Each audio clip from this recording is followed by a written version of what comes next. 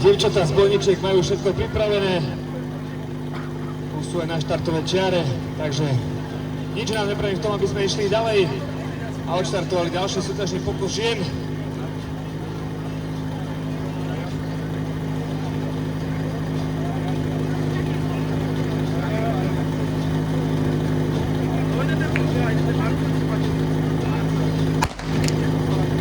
No a štartér nám odpálil aj tento súťažný pokus. Pozrieme sa na to, ako sa nám bude dariť.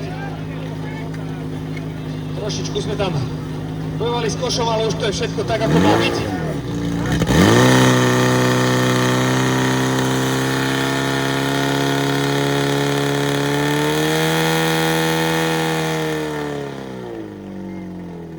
No a výsledný čas máme 22:81. 22:08 naľavo, 22:81 napravo.